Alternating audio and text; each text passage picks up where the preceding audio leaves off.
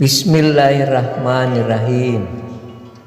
Forum Sastra Indonesia Timur atau POSAID bekerja sama dengan Ikatan Penulis Muslim Indonesia atau IPMI dan Komunitas Anak Pelangi atau KAPEL serta penerbit Tanda Baca melaksanakan peluncuran dan diskusi sebuah buku cerita pendek berjudul Kaki-Kaki Telanjang karya Muhammad Amir Jaya, seorang novelis, cerpenis, penyair, dan mubalik. Peluncuran dan diskusi buku ini dilaksanakan di Kafe Baca, Jalan Adiaksa, Makassar pada 9 September 2023 lalu. Ada 3 pembicara pada diskusi tersebut. Pertama, Mahrus Andis, seorang kritikus sastra. Kemudian Yudhistira Sukatanya, seorang novelis, dan Zulkarnain Hamson, penulis dan akademisi. Sebagai moderator adalah Andi Ruhban. Berikut bagaimana Andi Ruhban memulai diskusi ini. Bahwa bedah buku hari ini judulnya adalah Kaki-Kaki Telanjang. Sebelum saya undang kepada para pembahas, kalau kaki-kaki telanjang barangkali memang cocok, ini menurut saya, karena ketika Muhammad Amir Jaya lahir itu kakinya telanjang.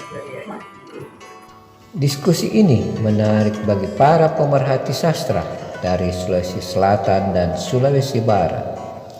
Mereka yang hadir seperti Dr. Asia Ramli Prapanca, Dr. Suparman Sop, Dr. Fadli Andi Nasib, Dr. Sab Muktamar, Dr. Suryadi Mapangara, Syahrir Rani dan Nasa, Rusdin Tompo, Andi Marlia, Idwar Anwar, Yulanwar, Asnawin Aminuddin, Rusdi Embas, Jesse Nitaroko, Juli, dan beberapa pemerhati sastra lainnya yang hadir.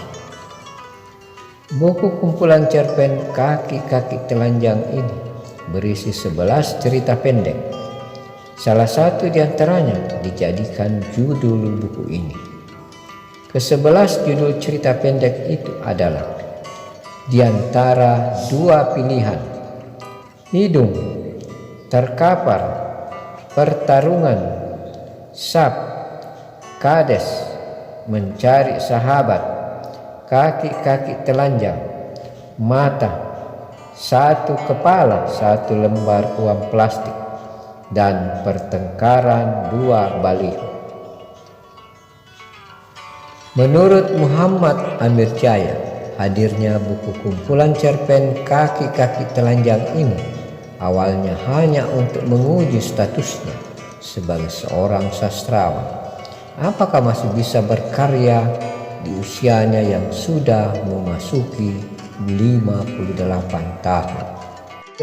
Kata telanjang tidak elok ya, tidak enak ya melihat. Jadi terpaksa saya diam saja, saya bilang nanti baca saja cerpennya, karena cerpen itu ada sesuatu di situ. Kemudian 11 cerpen ini lahir ini murni ditulis tahun 2022 satu cerpen dan sebelumnya tahun 2023. Nah, kumpulan cerpen saya itu sampai sekarang itu setelah saya beri catatan pengantar itu sudah kurang lebih 35 tahun menulis cerpen ya. Ya, menulis cerpen, dan alhamdulillah dari ratusan cerpen yang saya tulis itu sudah terbukukan. Jadi hari ini Kaki-Kaki Telanjang itu sudah kumpulan cerpen ke-7. Para pembicara mendiskusikan 11 cerpen itu dengan pendekatan yang berbeda. Zulkarnain Hamson sebagai pembicara pertama melihat dari sisi psikologis penulisnya. Ada konsistensi, ada kesinambungan, ada daya tarik, dan juga ada emosi di dalamnya.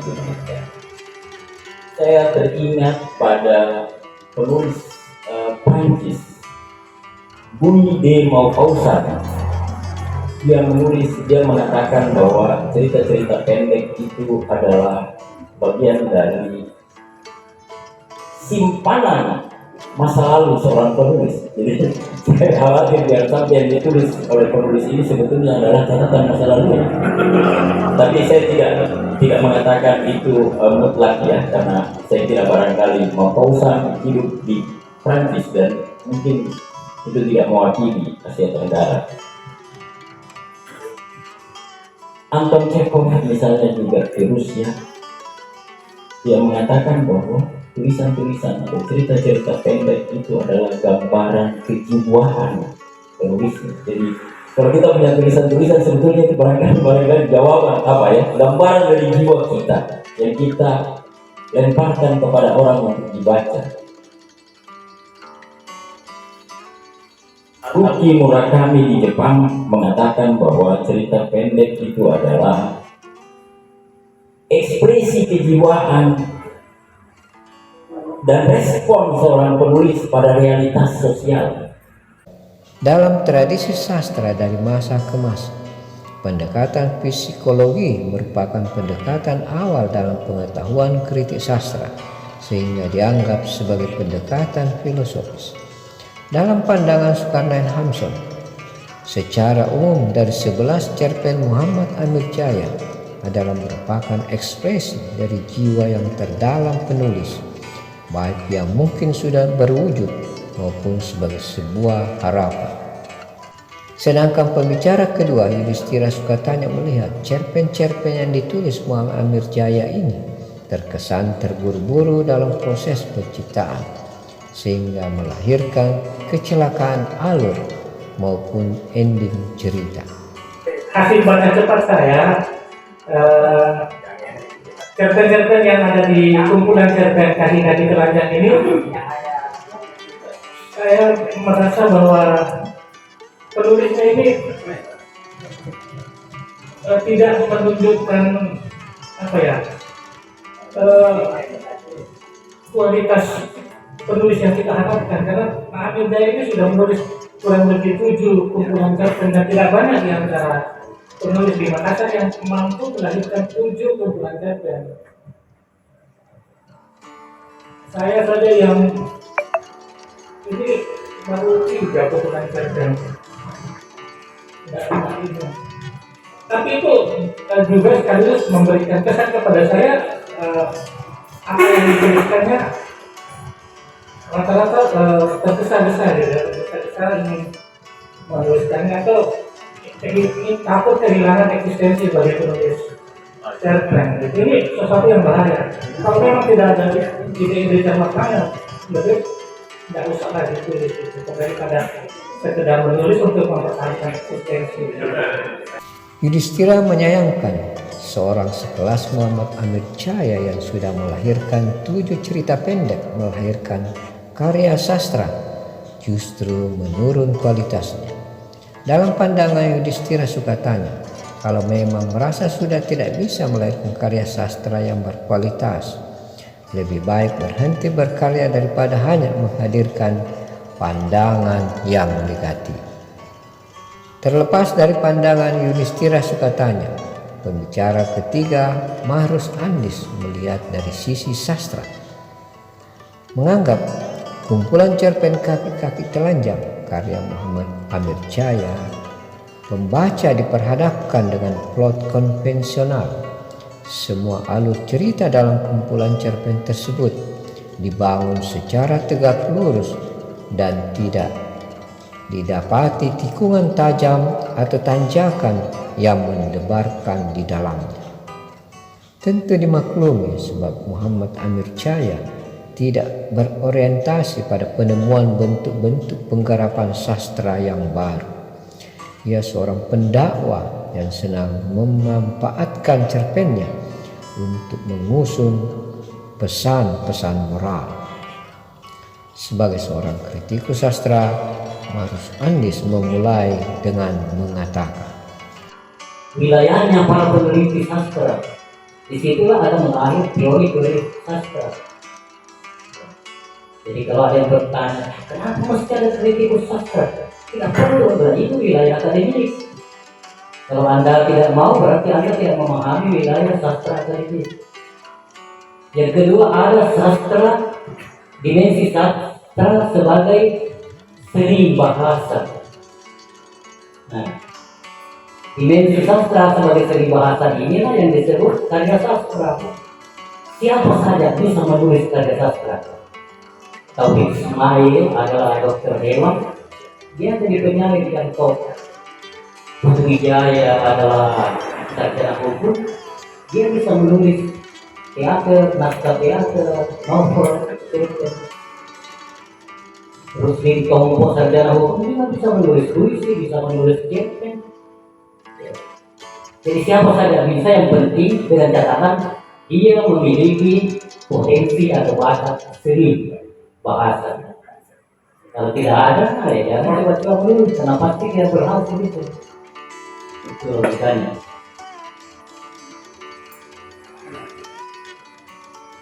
Menulis cerpen itu logikanya juga sama dengan menulis berita, Pak. Ya. Kalau di dunia pers itu kan dikenal 5W1H. Cerpen juga sebetulnya begitu. Cuma kalau di cerpen ya tidak disebut 5W1H. Tetapi disebut plot. Plot itu adalah alur cerita. Cerpen dibangun dari dasar plot. Plot itu terdiri dari berbagai unsur anasir. Unsur pertama disebut situation, situasi. Kita menggambarkan situasi apa yang melatar belakangi sebuah peristiwa. Yang kedua, bagaimana seorang penulis cerpen menggerakkan karakter yang ada di dalam sebagai tokoh ceritanya. Kemudian bagaimana peristiwa itu digerakkan sampai mencapai puncak.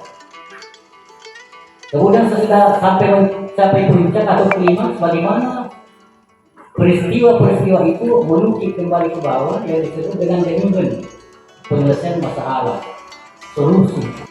Saya melihat bahwa ke-11 cerpen yang ada di buku Kaki-Kaki Telanjang ini memenuhi semua unsur plot. Sudah bagus dari aspek fisikal, dari aspek kekuatan fisiknya membentuk sebuah cerita yang imajinatif. Sudah terpenuhi unsur-unsurnya. Namun dari beberapa aspek juga ada hal-hal yang seperti yang dikatakan oleh teman-teman tadi, ini memang merusak kecerdasan pembaca. Saya selalu berprinsip bahwa karya sastra itu dibangun dari 3 unsur pokok sesuai dengan pendapat sahabat saya di zaman Yunani kuno, Plato. Dia katakan bahwa karya sastra itu ada 3 unsur pokoknya. Yang pertama estetika, etika, dan logika. Hasil diskusi buku Kaki-Kaki Telanjang melahirkan kesimpulan. Menurut Sukarnain Hamson, isi buku cerita pendek bertemakan keimanan, cinta, korupsi sosial, dan politik. Sedangkan Yudhistira Sukatanya menilai secara umum alur cerita mencederai kecerdasan pembaca dan tidak ada sambungan logika. Bagi Marus Andis, dalam alur cerita ada kecelakaan estetika dan cacat logika. Namun sisi lain tema ceritanya mengajak orang untuk merenung agar jangan asal menuduh sebelum melihat diri sendiri. Namun yang menarik dalam cerpen-cerpen Muhammad Amir Jaya banyak menyampaikan pesan moral atas kejadian di sekitar kita secara sederhana, lugas, dan dengan gaya agak lucu. Sekian